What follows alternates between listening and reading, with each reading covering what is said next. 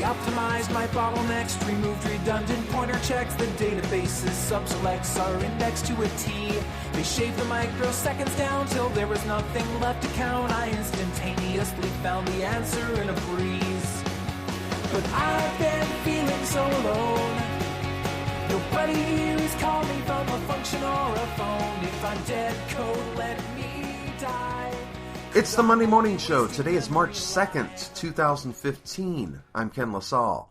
That's Josh Woodward singing Dead Code. You can find out more about Josh at joshwoodward.com. You can find out more about me at kenlasalle.com. Personally, I hate when someone tells me I can't do something. For that matter, just the word can't alone irritates. It's the beginning of the month and time to talk about the business of being a writer. And I have so much news to share. It's so exciting. Okay, well, let me tone that down a bit. After all, it is a Monday morning.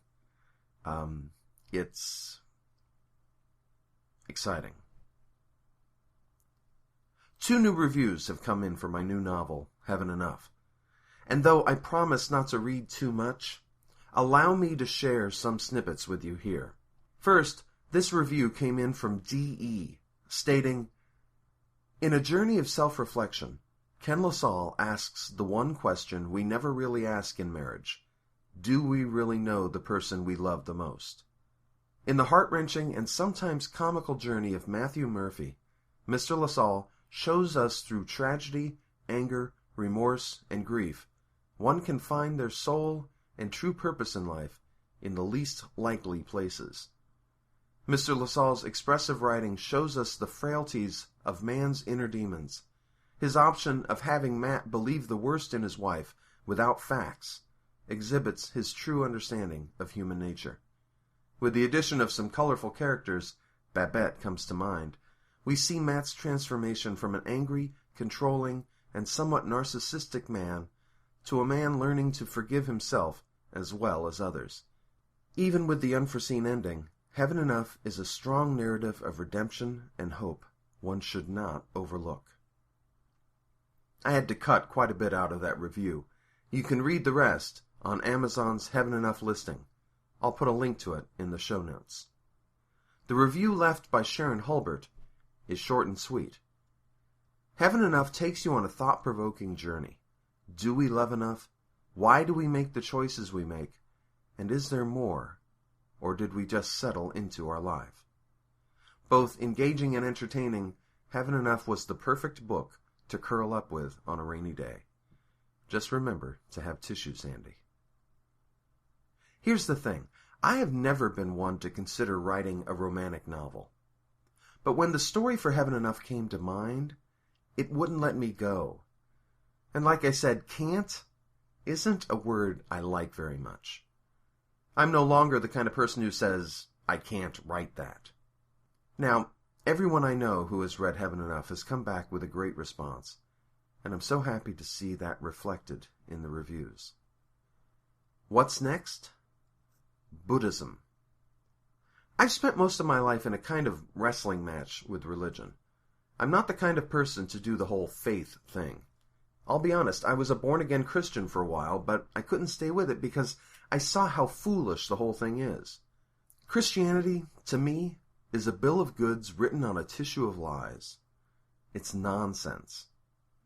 So, I made a go at embracing Buddhism. But the problem there was how absurd the concepts get after a while. Reincarnation? Karma? Buddhism is supposed to be a smart religion, but how smart is it to claim you can be reborn into a different body? Or that there's this universal balancing act where bad deeds come back at you, even when you can see that isn't true? It needed to make better sense in order for me to buy into it. And I wasn't going to buy into it until I could make it make sense. I worked on this problem for the better part of 20 years. And then, one night, as I was sitting in my living room, all of these questions I had came together in my head very simply, elegantly even, and I knew I had to write it down. Now, you may be saying to yourself, you can't just write a book making sense of Buddhism for the 21st century. A book that takes all of those otherworldly concepts like reincarnation and karma and nirvana and samsara and lay them out so they're quite easy to understand. And you'd probably be right. Except for that whole can't thing. So, I did it anyway. And I called the book Buddhist Without Belief. And here's where it gets even more outrageous. I gave the book to my Christian agent, expecting her to reject it. And then, this weekend, she signed it, and we sent it along to Kalba Publishing, who this year will be publishing my books on success and ethics, climbing Maya, and dynamic pluralism. This is a message that needs to get out, you know? Enlightenment is possible. It's even easy. Now, it's not about heaven or hell. It's not about eternal life. It's about understanding your place in the universe, learning how to be free of existential suffering, living your life in peace. Pretty powerful stuff, my friends. And that's not all for this week. What can I say? It's been a pretty busy week. This week, I finally get to announce the title for my new project, which is where the whole can't thing really comes into play. You see, about 4 years ago, I went to a friend of mine and I said, I want to get involved in putting my work into audio. I want to do a podcast. I want to do outrageous productions. And he said, of course, I'm sorry, we can't. Wrong answer. The podcasts are out there, and though I had to let go of So Dream Something, I plan to be producing the Monday morning show for quite some time. The outrageous stuff, well, that's only beginning. And it starts with the most amazing book you've ever heard in your entire life. You see, another one of those things I hate is being bored. And one of the problems I found with audiobooks is that they can tend to be a little boring, a little same old, same old. I wanted to do something different. So, I took the structure of a regular audiobook and I broke it into little pieces. And then I made it into something I wanted to listen to. I want to listen to a book that takes you on a journey. Not a story that takes you on a journey. No, I want a book that takes me to the moon, that shows me fine art, that even takes me out to lunch, all the while telling me about some of the most amazing ideas. I want a book that turns my brain into a playground and lets me play, let's say, inside a live volcano. So I made that, and I called it the most amazing book you've ever heard in your entire life. It's only going to be available in audio. This isn't the kind of book you read. It should be available this April on iTunes, Audible, and wherever amazing books are sold. I had such a good time making it, I'll no doubt produce more. Believe me, it's a blast. Now, you may be telling yourself, this guy sounds like he works a lot. And you'd be pretty accurate. I work all the time.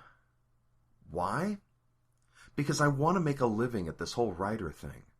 And I've learned that the only way I'm going to do that, because I'm not well connected and I don't know the right people, is to work just as hard as I can. I've got 7 books coming out this year, and, wait. Heaven Enough, the most amazing book you've ever heard in your entire life, Climbing Maya, Worm Food Island, Dynamic Pluralism, the first Rules for Life book. Okay, 6. I've got 6 books coming out this year.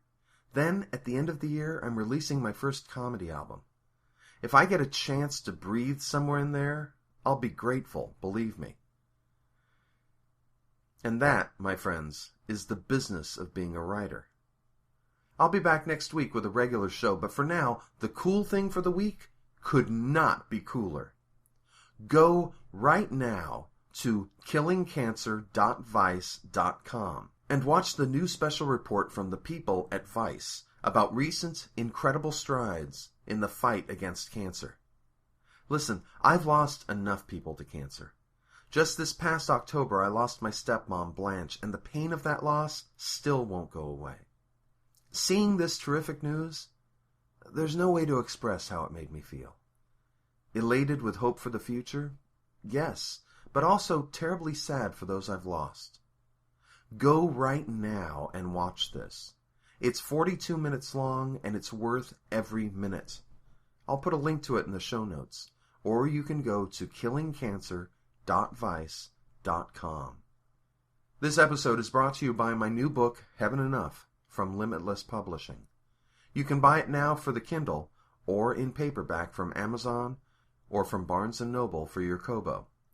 I'll put a link to it in the show notes, or you can find out more at kenlasalle.com or limitlesspublishing.net. And that's the Monday Morning Show for March 2nd, 2015. Be sure to check back next week for another episode. Head on down to kenlasalle.com for all the latest. You can find my ebooks, paperbacks, and audiobooks all over, etc., etc., etc. You have yourself a terrific week. Be good to yourself. Be kind to others. Let's make this world a better place. Nobody here has called me from a function or a phone. If I'm dead, code, let me die, 'cause I'm only wasting memory alive. If I'm dead, code, wipe the drive, 'cause I'd rather be a memory than a ghost who's still alive.